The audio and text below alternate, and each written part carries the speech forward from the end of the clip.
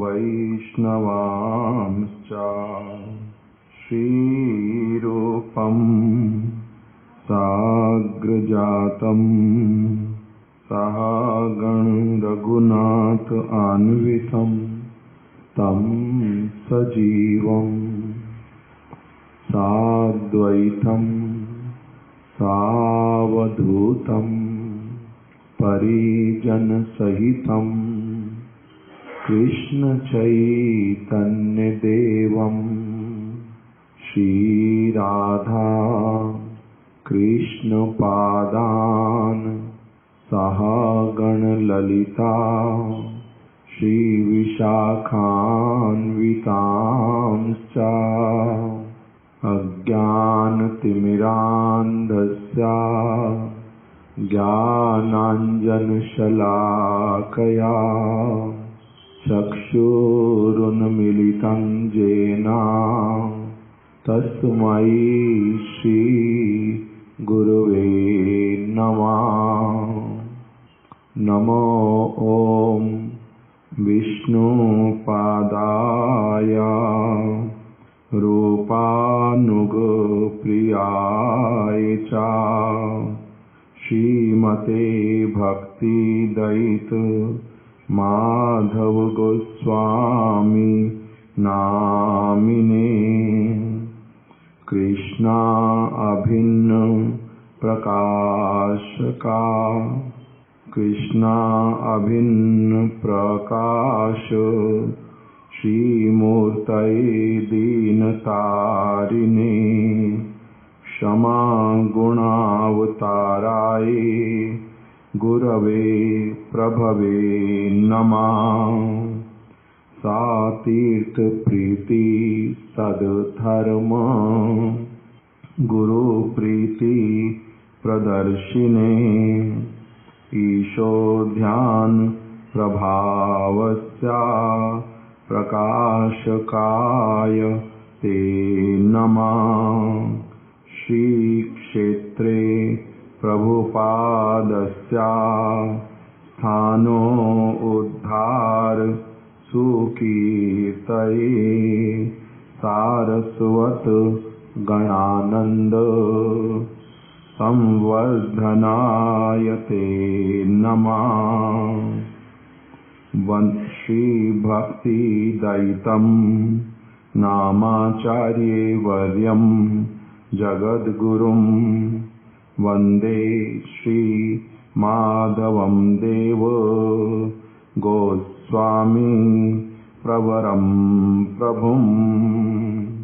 श्री कृष्ण चैतन्य प्रभु नित्यानंदा श्री अद्वैत गदाधर श्रीवासादि गौर भक्त वृंदा। हरे कृष्णा कृष्णा कृष्णा हरे हरे हरे राम राम राम हरे हरे।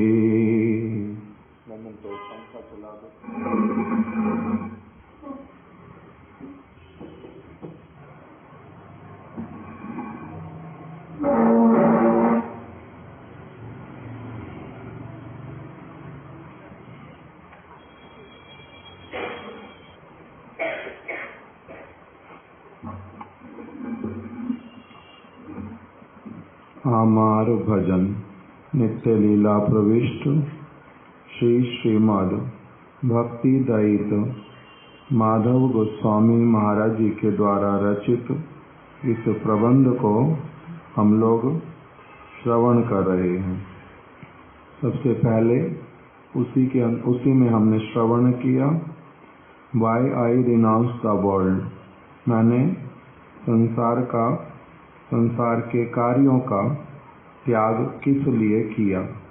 दूसरा my initial resolve for भजन, मैंने किस प्रकार से भगवान श्री कृष्ण का काय मन और वचन से भजन करने का संकल्प ग्रहण किया। उसके बाद तीसरा श्रवण किया सरफेसिंग ऑफ माई अनर्थस, मेरे जो अनर्थ वो किस प्रकार से एक एक करके वो उठ करके आने लगे हृदय के ना जाने किस किस कोने से, उसके विषय में भी संक्षेप में हम लोगों ने श्रवण किया। फिर आया द हिपोक्रिटिकल एटीट्यूड, कि मेरा जो अंदर और बाहर का जो व्यवहार वो दोनों अलग अलग होने लगे। चौथा फिर आया असेसिंग माई सेल्फ, बीच बीच में मैंने अपने आप को अपनी जो आत्म समीक्षा है वो करना प्रारंभ किया और मेरी भूल मुझसे पकड़ी ना जा रही हो ऐसी भी बात नहीं है। मैं अपनी भूल पकड़ भी पाता, किंतु बहुत बार उसको स्वीकार करने का सत साहस नहीं कर पाता। इस विषय में हम लोगों ने श्रवण करना प्रारंभ किया था कि यदि मेरा मन सत वस्तुओं की ओर लगता है तो इसका अर्थ है कि हरि, गुरु और वैष्णव मेरे प्रति प्रसन्न है और मैं भक्तिमय क्रियाओं को कर पा रहा हूँ। दूसरी ओर यदि मेरे हृदय में अशुभ कामनाएं जागृत होती हैं तो इसका अर्थ है कि हरि, गुरु, वैष्णव मेरे से प्रसन्न नहीं है। मैं जिस भी प्रकार से चालाकी से दोष करता हूँ किंतु वो सब उनकी पकड़ में आ जाते हैं और उसी के फलस्वरूप मेरे हृदय में अलग अलग प्रकार की कामनाएं उठती रहती हैं।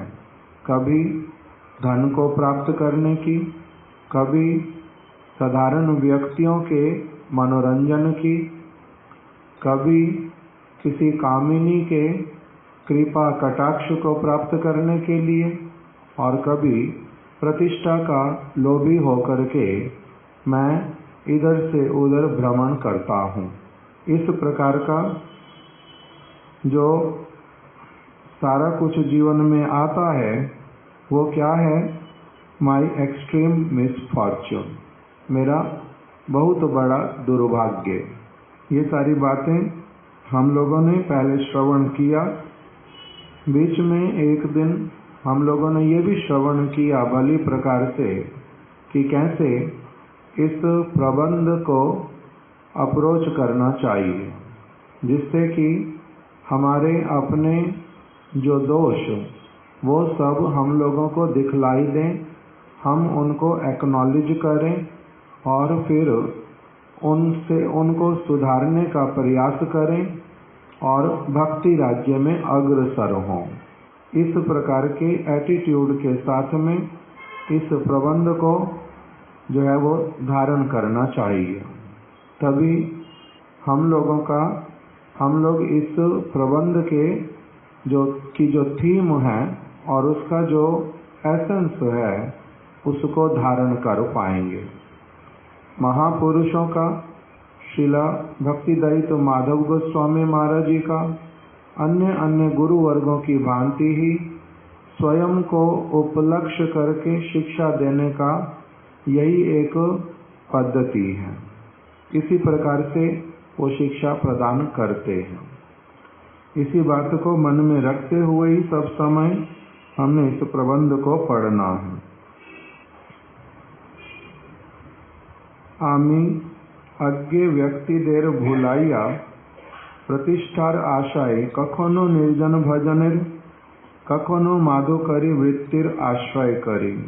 कह रहे कभी कभी मैं क्या करता हूँ, साधारण मूर्ख व्यक्तियों को पागल बना करके, वो पहले से ही मूर्ख हैं, उनको पागल बनाना बड़ा आसान, पारमार्थिक बुद्धि उनका है नहीं, भक्ति राज्य में जो अभी कुछ भी जानते नहीं, शास्त्रीय भाषा में जिनको अर्वाचीन कहा जाता है, अर्थात जो भक्ति राज्य में अभी बिल्कुल नए नए हैं। ऐसे वाले जो व्यक्ति ऐसे व्यक्तियों से प्रतिष्ठा की आशा में करके कभी निर्जन भजन करने के लिए बैठ जाता हूँ कि मेरे को अधिक लोगों से मिलना अच्छा लगता नहीं, मैं कहीं आना जाना नहीं चाहता हूँ। अब मेरे को अच्छे से समझ आ गया भगवान का भजन किसको कहते हैं। मैं तो अपनी आप से बैठ करके ही हरि नाम कर लूँगा, ग्रंथ पाठ कर लूँगा, जो भगवान की सेवा बन पड़ेगी वो कर लूँगा, अपने आप भोग निवेदन कर दूँगा।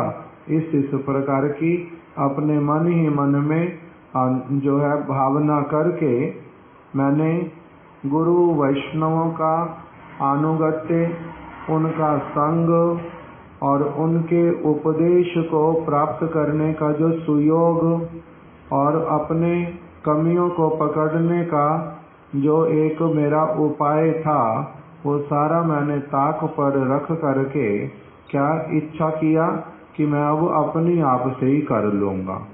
इस प्रकार का निर्जन भजन। और कभी माधुकरी वृत्ति का आश्रय करता हूँ, अर्थात जब भी कुछ भूख लगे अथवा कोई वस्त्र इत्यादि चाहिए हो, कहीं से भी मांग करके मैंने अपना गुजारा चला लिया। बहुत बार माधुकरी के नाम पर भी एक व्यक्ति वो अपने आलस्य को प्रदर्शित करता है। काम कुछ करना चाहते नहीं, परिश्रम कुछ करेंगे नहीं और लोगों से मांग करके केवल अपना अच्छे से खाना पीना कर लेंगे, रहना कर लेंगे। इसको अच्छी वृत्ति बोला नहीं गया। माधुकरी वृत्ति बहुत उन्नत, किंतु हमारे परम गुरुदेव ने एक प्रबंध लिखा, माधुकरी भिक्षा में अधिकार किसका है। सबका भिक्षा मांग करके खाने में अधिकार नहीं है। जैसे किसी किसी कीर्तन में बोल देते हैं, भूख लगे भिक्षा कर लाऊं, ब्रजवासिन के टुकड़े खाऊं। परम गुरुदेव कहते हैं जो ब्रजवासियों का सेवा करना, ना कि उनका खून पीना उल्टा। वो परिश्रम करेंगे और भोजन एकत्रित करेंगे, बना करके देंगे, मैं जाऊंगा और ले करके खा करके आ जाऊंगा और भजन टजन कुछ करूंगा नहीं और मन मन में केवल मात्र व्यर्थ की चिंताएं करता रहूंगा। क्या ऐसे वाली माधुकरी जो ग्रहण किया वो तुम्हारे को डाइजेस्ट हो जाएगी, पच जाएगी, दूसरों का खा करके वो फल देना पड़ेगा नहीं उसके बदले में। इसीलिए किसी का खाना नहीं चाहिए। ऐसे किसको फिर अलाउ किया जब वो मधुकरी कर सकते। मधुकरी करने का अधिकार केवल उन्हीं को जो सब समय भगवान का भजन करने में परम व्यस्त हो। वैरागी हैया करे, वैरागीर कृत्य सदा नाम संकीर्तन, मागिया खाइया करे उदर भरण। जो सब समय भगवान का सेवा करने के लिए योग्य हो गए हैं और किसी वस्तु में उनका मन जाता ही नहीं है। मैं न्यूज़पेपर पढ़ूंगा, व्यर्थ के गल्प करूंगा लोगों के साथ बैठ करके, हरि नाम करूंगा नहीं, हरि कथा सुनूंगा नहीं, अपने मन के अनुसार चलूंगा और खाने के समय में मैं तो वैरागी हूँ, माधुकरी मांग करके खा लूंगा। तो कहते इससे अनर्थ आते हैं, अनर्थ बढ़ते हैं, किसी का लेकर के खाते नहीं। गुरुदेव हम लोगों को मथुरा में बोलते थे, भले ही त्यागी बन गए हो अभी, किंतु स्तर उच्च थोड़ा ना हुआ है, बहुत आश्रम में रहते हो, दूसरों के सारी चीजें यहाँ पर आती हैं, वो लोग भगवान की सेवा के उद्देश्य से देते हैं। इसीलिए तुम लोग कम से कम दिन में इतना सेवा आश्रम का अवश्य ही कर देना, जिसके बदले में उतना खाना रहना जो तुम कर रहे हो वो आराम से मिल जाए। नहीं तो किसको ऐसे मिल जाता। ऋणी बनते नहीं, उल्टा क्या करते हैं, सेवा करते हैं। तो इसीलिए यहाँ पर बोल रहे हैं कि मेरा चंचल मन जो है, मन ताते हो सुखी है ना, मेरा मन जो है बड़ा चंचल, ये मन बड़ा चंचल है, कैसे तेरा भजन करूं, जितना इसे समझाऊं उतना ही मचल जाए। ये मन उस प्रकार का आसानी से साथ देता नहीं है। एक बार इसको कुछ समझा दिया और ये सब समय वैसा ही करेगा, क्या इतना सहज है? ये सहज नहीं है। तो इसलिए बोल रहे मेरा चंचल मन जो है वो अब थोड़ी बहुत प्रशंसा से भी सुखी नहीं होता, और यथेष्ट प्रतिष्ठा ना पाइया अन्य पथ आश्रय कोरिते बाध्य है।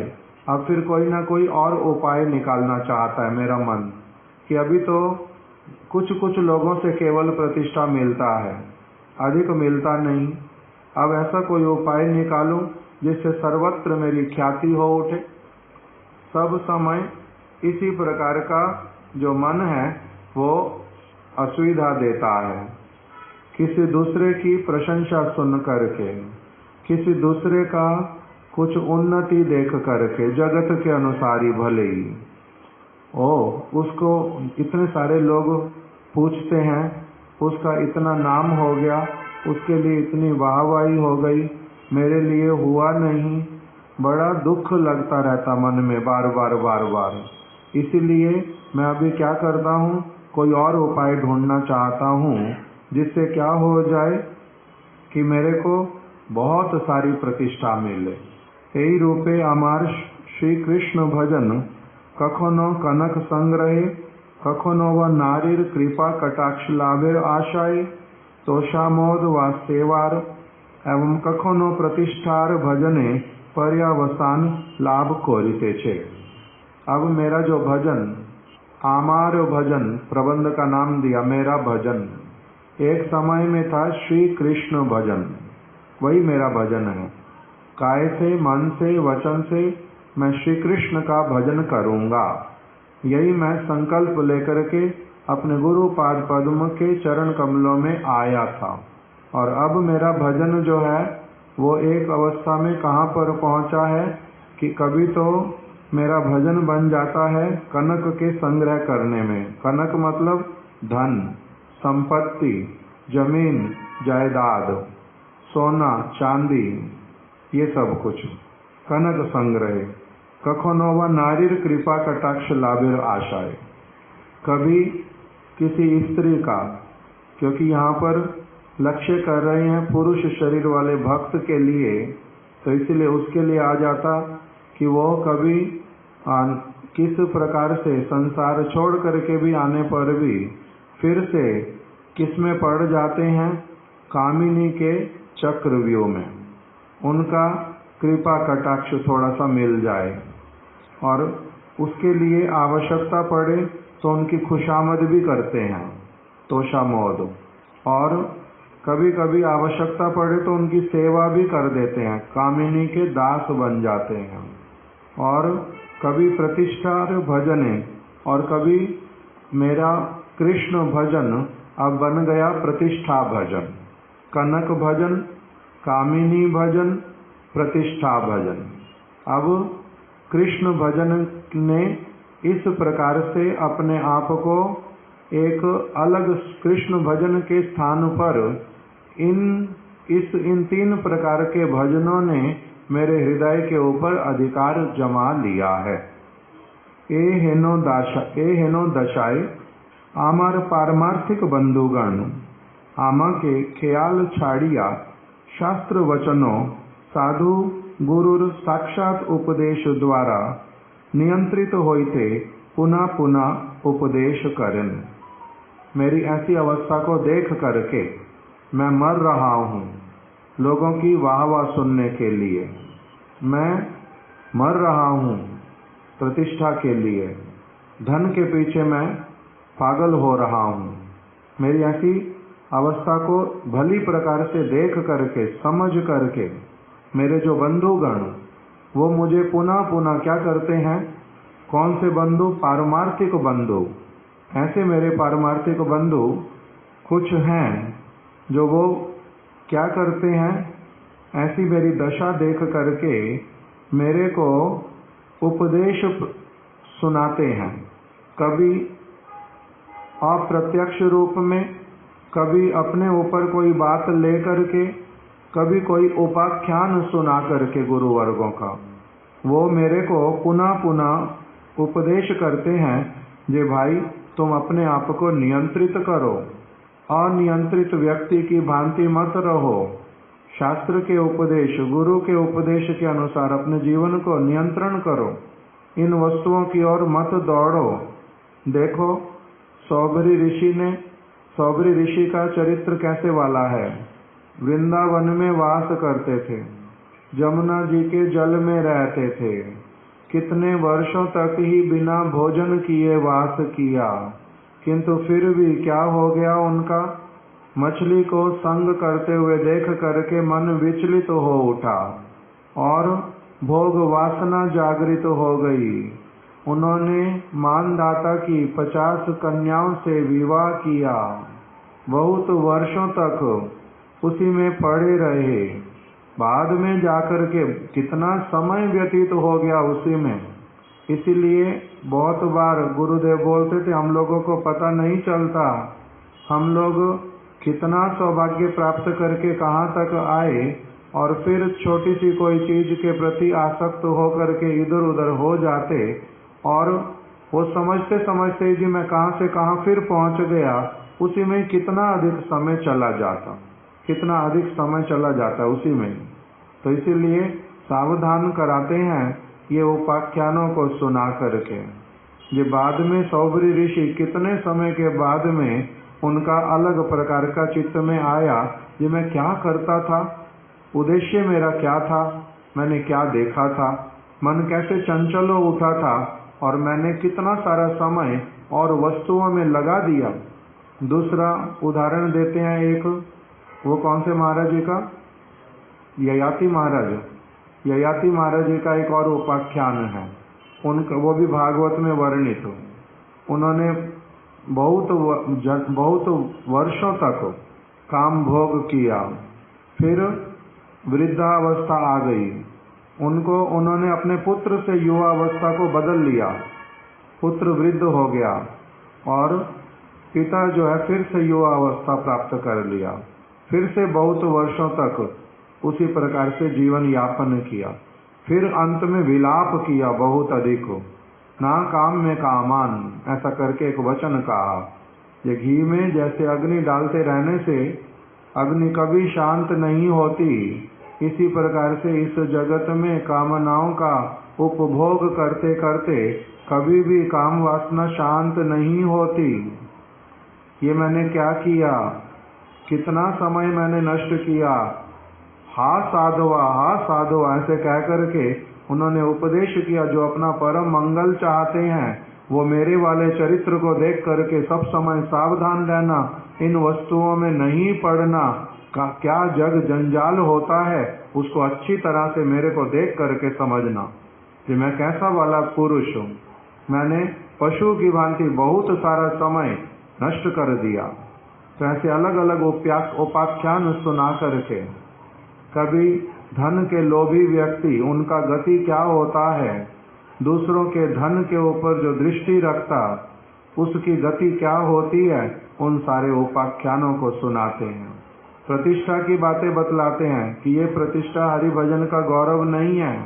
हरि भजन करने के किसके लिए करना, अपने परम मंगल के लिए, भगवान की सुप्रसन्नता के लिए, लोगों से वाहवाही मिल जाएगी उसके लिए नहीं है।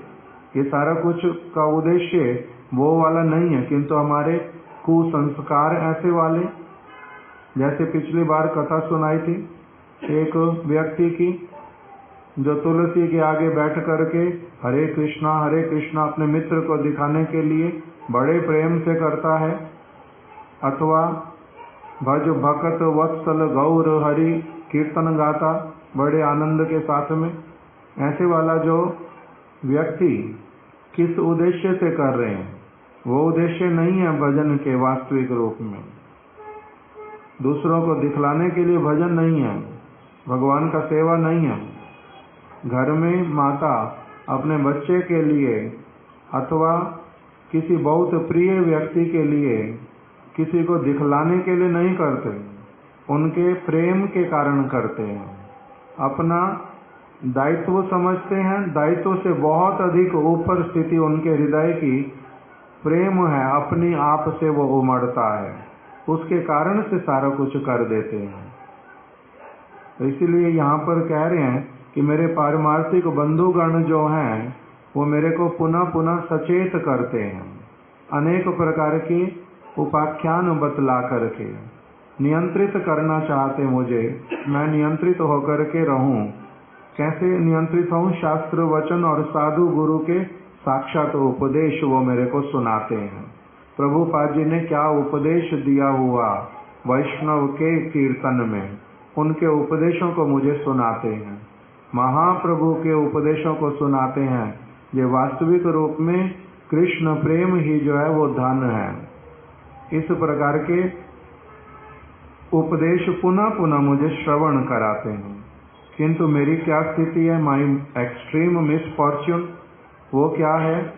आमी पूर्वे ताहादेर उपदेश के अमृत संबोध कोरियाई, संसार सुख के जलांजलि दिया, भजन कोरिते आसिया छिलाम। मैंने पहले क्या किया था? पहले मेरे को ऐसे वाले बंधुओं के जो उपदेश, पारमार्थिक बंधु का कार्य जो करते थे मेरे लिए, मेरे को शास्त्र के वचन, गुरु के वचन, भगवान के वचन जो सुनाते थे, उस समय मेरे को क्या लगता था कि ये अमृतमय वचन है, इनके परम सत्य है। तो संसार ऐसा ही तो खराब है, शरीर अनित्य ही है, भगवान का भजन ही करना चाहिए, पशु की भांति जीवन व्यतीत नहीं करना चाहिए, व्यर्थ की आसक्तियों में नहीं पड़े रहना। मनुष्य जीवन भगवान का भजन करने के लिए है। राधा कृष्ण के लीला कथा को श्रवण करो, उनके नाम का जप करो। ये सारे उपदेश पहले उनके मुझे अमृत के समान लगते थे कि जब वो कोई नई बात को बतलाते थे, भगवान की किसी नई लीला स्थली का दर्शन कराते थे, गुरु वर्गों के चरित्र को यदि सुनाते थे, बड़ा अमृत के समान प्रतीत होता था। उन्हीं के उपदेशों को सुन करके मैंने क्या किया था? संसार को असार जान करके, व्यर्थ का जान करके उसको मैंने छोड़ा था, जलांजलि दी थी, जल में अंजलि प्रदान कर दी थी, जल में बहा दिया था पुराने सारे अपने विचारों को। अब किंतु क्या हो गया है? किंतु आमार दुर्दैव आमाके साधुर वेशे राखिया, कखनो व्यक्त कखनो व अव्यक्त, कनक कामिनी प्रतिष्ठार निमित्त प्रमत्त कराए। किंतु अभी मेरे दुर्दैव ने, मेरे दुर्भाग्य ने, मेरे अपने को संस्कारों ने, ए देह ओइलो भजनेर प्रतिबंध, मेरी अपनी देह ही भजन के लिए बाधा बन गई है। मेरे पुराने संस्कार ही मेरे भजन के लिए बाधा बन गए हैं। वही उठ उठ करके आते हैं और जो वस्तुएं पहले मैं संसार में चाहता था, वही की वही वस्तुएं अभी भजन के नाम पर भी वही वस्तुएं ही चाहता हूँ। वो मेरी भावनाएं गई नहीं। यद्यपि मैं अभी साधु के वेश में हूँ, किंतु कभी तो क्या होता है, कखनो व्यक्त कखनो अव्यक्त, कभी तो किसी किसी की पकड़ में आ जाता, मेरी अपनी भी पकड़ में आ जाता, और कभी कभी मेरी पकड़ में भी आता नहीं, किसी और की पकड़ में भी आता नहीं। किंतु जो बॉटम लाइन है वो क्या है? मेरी सारी की सारी क्रियाएं कनक कामिनी प्रतिष्ठा के लिए निमित्त के लिए ही होती हैं। हितो उपदेश गुली आर आमार निकट श्रेया बोलिया मने हाय ना। अब मेरे को शास्त्र के हित उपदेश, गुरु वर्गों के हित उपदेश, पारमार्थिक बंधुओं के हित उपदेश, अब ये सारे मेरे को श्रेया कह करके प्रतीत नहीं होते, श्रेया के रूप में प्रतीत नहीं होते। श्रेया व प्रेया এই द्विविध मार्गेर कथाओ आमी पूर्वे श्रवण कोरियाछिलाम एवं प्रेया पथ वर्जन कोरता श्रेया मार्ग आश्रय कोरियाछिलाम। दुर्दैव आमाके श्रेया पथ होइते क्रमशः प्रेया पथे लैया जाइते छे।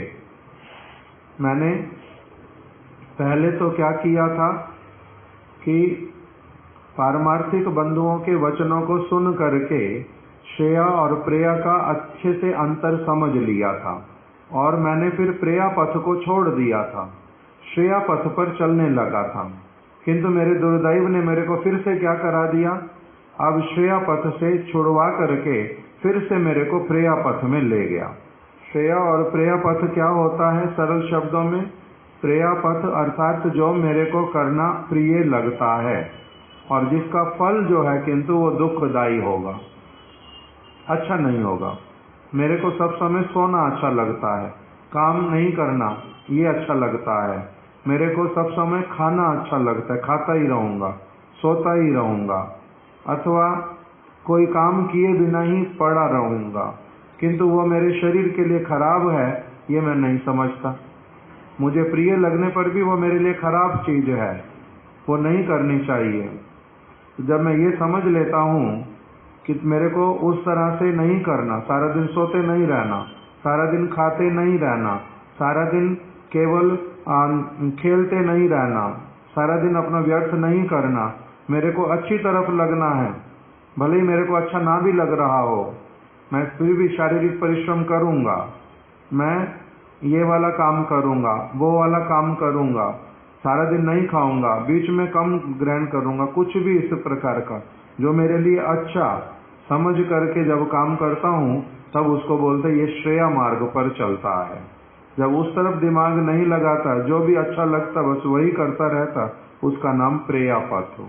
तो कहते पहले मैंने क्या किया था, मैंने प्रेया पथ को छोड़ के श्रेया पथ का आश्रय लिया था कि जो मेरे लिए अल्टीमेटली गुड है वो मैं करूँगा।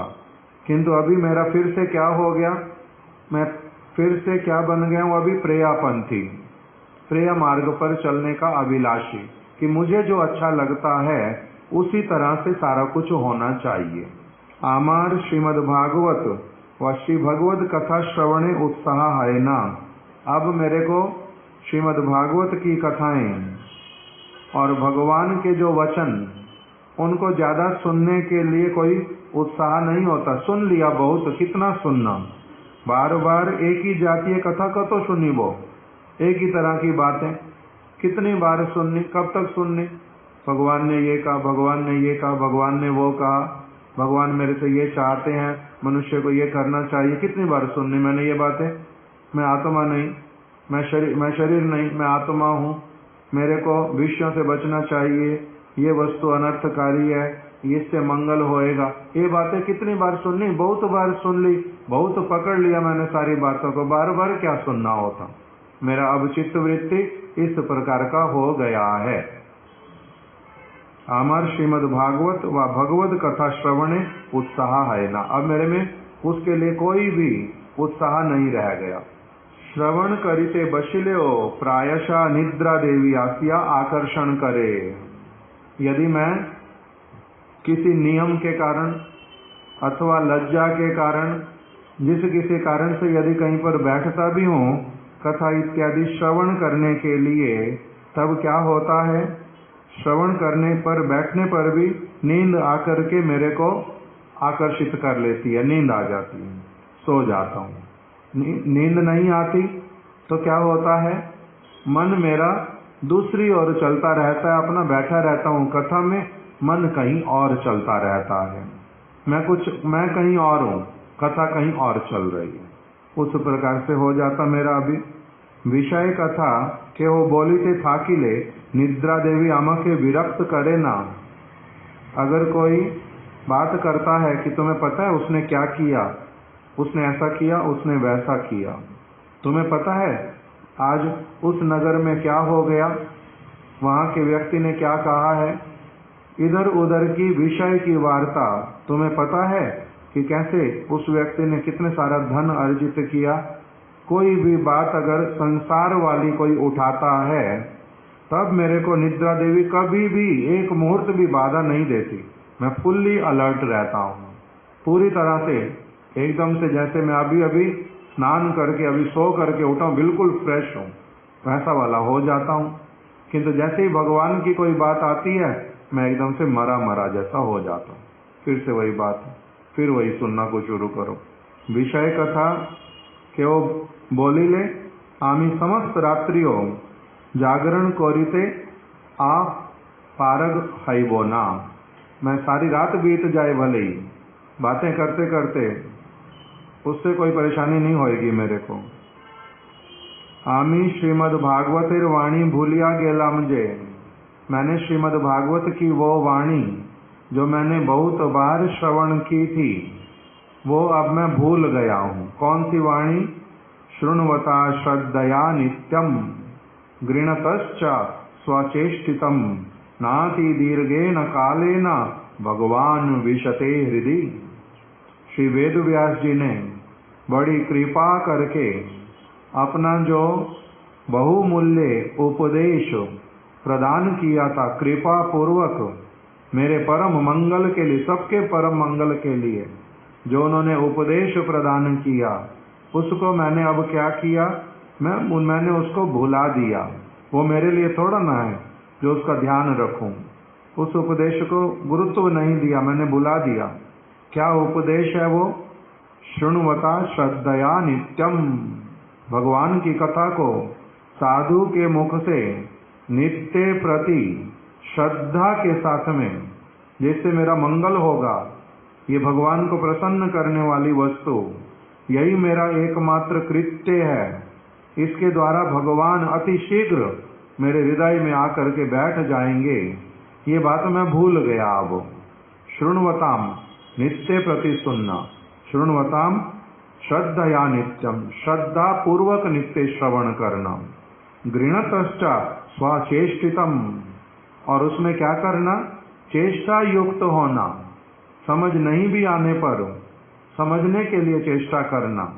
जैसे भगवान का नाम करने के लिए उपदेश दिया कि अभी नाम करने में तुम्हारा रुचि नहीं होने पर भी यदि श्रद्धा पूर्वक नित्य प्रति भगवान का नाम करोगे तो क्रमशः क्या होगा?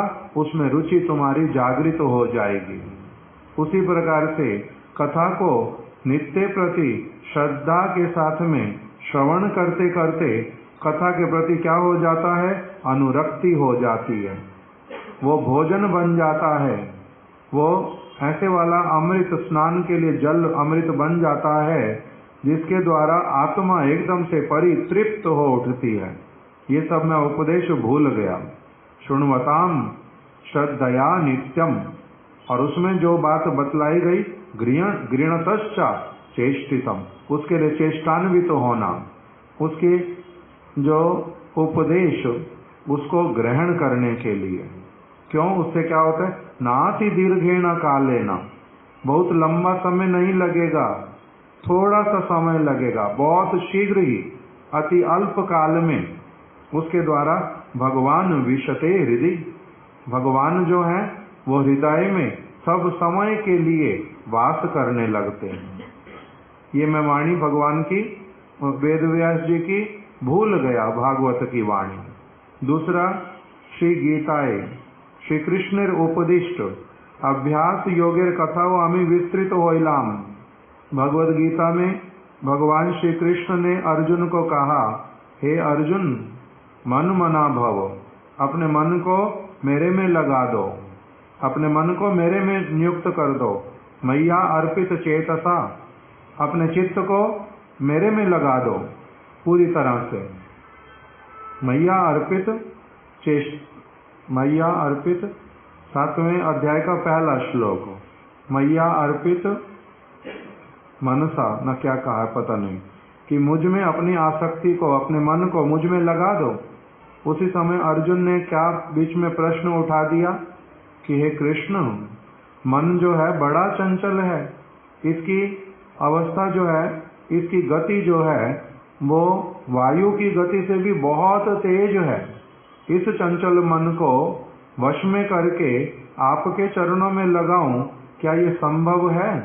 तब कृष्ण ने क्या कहा, ये अर्जुन, तुम्हारी बात सत्य, ये मन बहुत चंचल है, इसकी गति वायु से भी तेज है, किंतु अभ्यास योगेन तो कौन्तेय, अभ्यास वैराग्येन च, अभ्यास के द्वारा, किंतु इसको वशीभूत किया जा सकता है। ये असंभव बात नहीं है। क्या श्लोक है नवल किशोर? मैया अर्पित चेतसा मई आसक्त मना पार्थ योग, इसी को भक्ति योग कहते हैं। मैया आसक्त मना पार्था योगम युज्जन्मदाश्रया असंशयम समग्रम माम यथा ज्ञास्यसि तशृणु। जिस तुम्हारा जो मन है वो मेरे में पूर्ण रूप में आसक्त हो उठे, इस प्रकार की क्रियाएं करना, जिससे क्या हो, यही वास्तविक रूप में क्या है, भक्ति योग है। तो इस प्रकार का जो उपदेश कि तुम अभ्यास योग करो, अभ्यास के द्वारा क्या होगा, अभ्यास करते करते तुम्हारा मन जो है वो अब तुम्हारे अनुसार चलने लगेगा। बहुत समय तक पहले इसको क्या किया हुआ है, छूट दी हुई है, जैसे उसकी इच्छा वो उस तरह से चलता है। ये बेलगाम का नौकर बन गया तुम्हारा। अब इसको लगाम लगानी प्रारंभ करोगे तो अभ्यास करते करते ये पूरा तुम्हारे वश में आ जाएगा। ये जो भगवान की बात कि शृण्वताम श्रद्धया नित्यम वाला, वो मैं भूल गया। भगवान ने कहा अभ्यास करना, किस चीज का, नित्य प्रति। जो गुरु वर्ग तुम्हारे को उपदेश करते हैं भजन साधन की क्रियाएं करने के लिए, उन सारी वस्तुओं का अभ्यास करना। अभ्यास किसको कहते हैं? अभ्यास करना मतलब पुनः पुनः चेष्टा करना, उसी क्रिया को करते रहना। करते करते उसमें एक्सपर्टीज आ जाती है। हरि नाम करते करते हरि नाम में रुचि उत्पन्न हो जाती है। सेवा करते करते उसमें एक्सपर्टीज आ जाती है। मैं अपनी भूल स्वयं ही पकड़ लूंगा। कथा श्रवण करते करते कथा समझ आने लगती है पूरी, उस प्रकार से। तो कहते हैं मैं ये उपदेश जो है भगवान का वो भी भूल गया कि अभ्यास करना चाहिए। अभ्यास करना छोड़ दिया और वस्तुओं में मेरा मन लग गया। मेरे को तो अभ्यास करना चाहिए, तो कनक कामिनी प्रतिष्ठा ये मेरे को नहीं चाहिए। पुनः पुनः इसका मुझे स्मरण रहना चाहिए और इसी के लिए प्रयास करना जो मैं इससे दूर ही रहूंगा। मन कहेगा अरे वहां बड़ी प्रतिष्ठा मिल रही, वो वाला काम कर लेते हैं। फिर मन को समझाना पड़ेगा, पागल, भजन करने के लिए आया, न तो प्रतिष्ठा प्राप्त करने के लिए आया। भजन तेरा जिस प्रकार से अच्छा होगा, भगवान में तेरा मन जैसे अच्छे लगेगा, जो गुरु वर्गों का सेवा प्रसन्नता हो पाएगा, वही वाला कार्य कर। फिर उधर मरने के लिए चल पड़ा। ये बार बार उसको क्या करना पड़ेगा, अभ्यास के द्वारा उसको समझाना पड़ेगा। वो तो जाएगा, उसको ध्यान देना पड़ेगा। किंतु ये बातें मैं भूल गया। और आमी दुई चारिटा भक्ति कथा सुनिया, मने कोरिया फैलिया चीजे, भक्ति तो अमर जाना होए छे। मैंने दो चार बातें भक्ति की सुन करके, कुछ भगवत गीता का बात, कुछ भागवत का बात, कुछ उपदेशामृत का बात, कुछ और गुरु वर्गों का बात, अलग अलग कुछ कुछ बातें सुन करके मैंने अब क्या विचार कर लिया है, मैंने कोरिया फैलिया छी, मन में मैंने अच्छी तरह से ये विचार कर लिया, अब निष्कर्ष निकाल लिया कि मेरा अब भक्ति के विषय में सारा कुछ जानना हो गया है। मैं भक्ति को अच्छी तरह से समझ गया हूँ। अब और क्या बाकी बचा उसका सुनना समझना, किंतु बहुत निम्न स्तर पर हूँ, ये मेरे को पता चलता नहीं। भक्ति का भाव भी मेरे को आया नहीं, ये मेरे को पता चलता नहीं। भक्ति इतनी छोटी सी वस्तु नहीं है जो मैंने बस समझ ही लिया। भक्ति बहुत समुद्र के समान जिसको बता दिया, भक्ति रसामृत सिंधु, वो कितना बड़ी वस्तु है, कितना उसका विस्तार है, कितना उसमें गंभीरता है, कि गंभीरता मतलब गहराई, कितनी उसमें गहराई है, कितना वो एकदम से बड़ी अलग प्रकार की वस्तु है। और मैंने क्या समझ लिया, बस मेरा तो सुनना समझना हो गया। जैसे हमारा एक गुरु भाई था नील माधव प्रभु, रशिया का, वो थोड़ी थोड़ी बंगाली भाषा सीख गया था। तो अभी जो बंगाली लोग उनको साथ में वो कुछ कुछ बात बोल देता बंगाली की, बाबा ये तो बांग्ला भाषा सीखे फेले छे, ये तो बांग्ला भाषा सीखे फेले छे, इसको तो बांग्ला भाषा आ गई है पूरी। बड़े आश्चर्य के साथ में कहते। तो वही मेरे को एक दिन कह रहा कि 2-4 अक्षर मैं बोल पाता हूँ, उसी से मेरे को यह क्या कहते हैं, ये तो बंगाली सीख गया, इसका मतलब बंगाली लैंग्वेज क्या इतना उसका जो है इतना ही बस उसका विस्तार है, जो मेरे को आता वो सारी आ गई मेरे को। बंगाली भाषा इतनी छोटी सी है, उसका कोई ग्रामर नहीं, उसका कोई जो क्या बोलते हैं, हाँ लिटरेचर, जो भी उसकी जो डिटेल्स, क्या केवल इतना ही है, उसमें गहराई। हिंदी शब्द जैसे एक एक शब्द अनुबंध हमने कल सुना था, सिर्फ एक शब्द सुन करके उसमें कितनी गहराई है, ये जब तक केवल अनुबंध, हाँ मेरे हिंदी का शब्द मैंने सुना हुआ है, उतना बोलने से हो जाता, तो उसकी गहराई नहीं है। तो उसी प्रकार से भक्ति के 2-4 श्लोक सुन करके बस मैंने यदि विचार कर लिया, अपने लिए यहाँ पर वही वर्णन कर रहे हैं कि नामी दुई चारिटी भक्तिर कथा सुनिया मने कोरिया फैलिया चीजें। मैंने अपने मन में भली तरह से विचार कर लिया कि अब तो मेरे को भक्ति के विषय में मेरा सब जानना सुनना हो गया है। भक्तिर नमूना हो आमार काममय इंद्रिय द्वारा बुझिया लोइया छी। मैं अभी कामुक व्यक्ति और काममय मेरा सारा अस्तित्व, भोगमय इंद्रियां मेरी, विषय का लोलुप मैं, प्रतिष्ठा का भिक्षुक मैं, काम क्रोध से भरा पड़ा, अनेक प्रकार के अनर्थ, और उसी में मैं क्या समझ रहा हूँ कि भक्तिर नमूना हो आमी बुझिया लोइया छी। भक्तिर नमूना मतलब सैंपल भक्त, सैंपल कॉपी, जैसे हम लोग ग्रंथ प्रिंट करने जाते थे तो एक सैंपल कॉपी निकाल के दे देते थे, बाकी सारी इसी तरह की होंगी, तो सैंपल कॉपी। तो मैंने अपने आप को ही सैंपल मान लिया, भक्तिर नमूना, कि मैं तो हूँ भक्त, घर छोड़ के आ गया, माता पिता को छोड़ आया, अब यहाँ पर रहता हूँ, उसी दृष्टिकोण से सारा कुछ देखता हूँ। गुरु भी इन्हीं कारणों से ही सारा कुछ यही करते होंगे, इनमें और मेरे में अंतर क्या। भक्त भी सारे इसी तरह से ही होंगे, वेद व्यास भी तो ऐसे ही होंगे, थोड़ा सा ज्ञान था उनमें ज्यादा, उन्होंने कंपाइल कर दे श्लोकों को, कंपोज कर दिया, बस ये मेरा चित्त वृत्ति रह गया।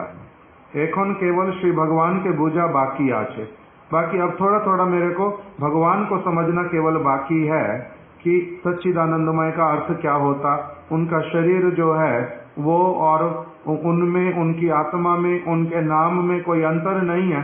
ये बस थोड़ी थोड़ी चीजें हैं जो मेरे अनुभव में अभी नहीं आई, बाकी सब तो मेरा पूरा पार लग गया हूँ, और कुछ बाकी थोड़ा न बचा है। क्यों? क्योंकि भक्ति इतनी छोटी सी चीज है, बस मैंने समझ लिया, तो उसमें कुछ और है ही नहीं, उथलापन है उसमें केवल। भक्ति ओ भक्तिर स्वरूप जे आमार काममय चित्ते प्रतिफलित होते पारे ना, या मैं भूलिया गेलाम। जो मैंने पहले सुना हुआ था गुरुपाद पद्म से, वैष्णवों से, वो बातें मैं अब भूल गया पूरी तरह से। क्या सुना हुआ था मैंने कि जो जिस व्यक्ति का काममय चित्त होता है उसमें कभी भी भक्त और भक्ति का ठीक ठीक रूप में उदय होना संभव होता ही नहीं। काममय व्यक्ति के समक्ष, उसके इंद्रियों के समक्ष, उसके हृदय में, भोगमय हृदय में कभी भी शुद्ध भक्त का स्वरूप निर्मल, कैसा निर्मल होता है, कैसी उनकी क्रियाएं होती हैं, क्या उनकी इंटेंशंस होती, किस वस्तु में वो डूबे रहते हैं, ये सारा कुछ समझना काममय व्यक्ति के लिए संभव होता नहीं है। ना किसी भक्त को समझना, ना भक्ति की सेवा करते समय भावना कैसी वाली होती है, किस प्रकार से मन को एकदम से आनंदित, उद्वेलित करके क्या क्या उससे करवा लेती है, ये सारा कुछ काममय व्यक्ति की समझ से बहुत परे की बात है, जिसके द्वारा बाहरी रूप में मेरे को कुछ भी नहीं मिलेगा, फिर भी मैं वही काम करता रहूंगा। इसलिए बोल रहे हैं भक्ति और भक्त का जो स्वरूप है वो कभी भी काममय चित्त में प्रतिफलित नहीं होता, रिफ्लेक्ट नहीं होता वहां पर। ये बातें मैं भूल गया। शरणागतिर महिमा विस्मृत होइलाम। मैं शरणागति की मैंने श्लोक स्मरण किया था, कीर्तन मैंने पढ़ा था, और अब मैं उसको क्या कर बैठा हूँ, पूरी तरह से भुला बैठा हूँ। षडंग शरणागति होई बेजहार, ताहर प्रार्थना सुने श्री नंद कुमार। नंद कुमार किसकी प्रार्थना को सुनते हैं? जिसमें षडंग शरणागति होती है। दैन्य आत्मनिवेदन, जिसमें दैन्य होता है, अपनी स्थिति को वास्तविक रूप में जो आंकना जानता है। आत्मनिवेदन, जो भगवान के चरण कमलों में पूर्ण रूप में समर्पित होता है, समर्पित आत्म। और गोपतृप से वर्ण तथा आत्मनिक्षेप कार्पण्य षड अंग शरणागति। भक्ति के प्रतिकूल क्या, भक्ति के अनुकूल क्या, इस बात को मैं भुला बैठा। अब भक्ति के अनुकूल था, गुरु वैष्णवों के वचनों को पुनः पुनः श्रवण करता, अनुशीलन करता, नहीं पालन करने पर अभ्यास करता, चेष्टान्वित रहता, श्रद्धा के साथ में अग्रसर होता। ये सारा अनुकूल था। मैंने सारा उसके प्रतिकूल कर दिया, प्रतिकूल वाली तरफ लग पड़ा। मेरे को अब इनके उपदेश अच्छे लगते नहीं, बार बार वही बातें क्या सुननी। भागवत में कहा नित्य प्रति श्रद्धा पूर्वक सुनो, मैं एक बार भी नहीं सुन पाता।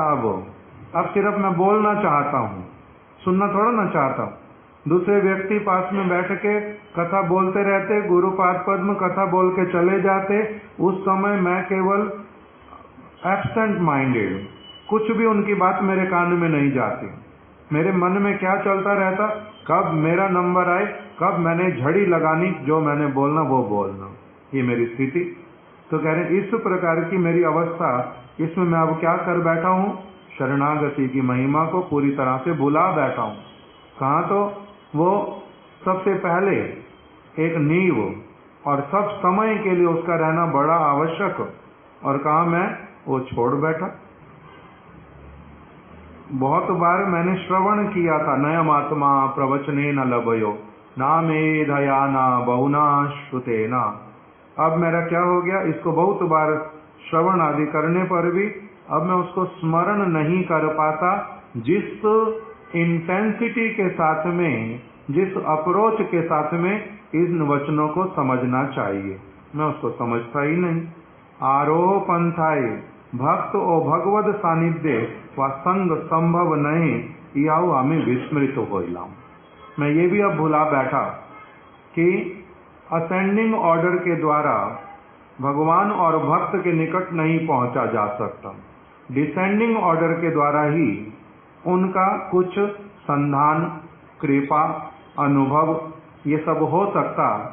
ये वाली बात अब मैंने क्या किया? भुला दिया। मैं अपने बल पर अपने आप से भगवान के पास, भक्त के पास पहुंच जाऊंगा, परिकरों के पास। वो मेरे पास कैसे आए, मैं क्या क्रिया ऐसी वाली करूं, ये सब जो असेंडिंग ऑर्डर से नहीं होता, डिसेंडिंग ऑर्डर से होता है, ये बातें भी अब मेरे चित्त से धीरे धीरे चल जाती जा रही हैं। और अगर कहीं पर हैं भी तो वो केवल मात्र किस रूप में है? केवल मात्र शब्द के रूप में वो वास करती हैं, और वो हैं, किंतु मेरी थ्योरेटिकल नॉलेज के अंदर हैं। वो अब मेरे लिए कोई महत्वपूर्ण बातें अथवा जो मेरे को स्मरण करके उसके अनुरूप अपना जीवन गठित करना चाहिए, ये सब अब मेरे चित्त में कहीं पर कुछ नहीं रह गया है। ये किसके अंतर्गत आ गया?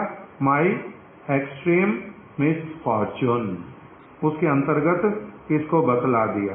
अब हम इससे आगे जो है वो कल श्रवण करेंगे, आज यहीं तक रख देते।